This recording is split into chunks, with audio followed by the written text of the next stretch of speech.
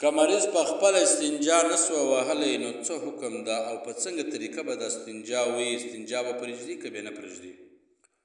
نو مسله دا ده که یو نارینه مریض و او له اوداسه تازه کېدو څخه عاجز و، اودس یې نسوی کولی، د ماینه او مینځه نه درلوده، لیکن د زوی یا ورور درلودی، دغه زوی او ورور دی دته اودس ورتازه کي، استنجا دې نه وروهي، استنجا ساقطه ده.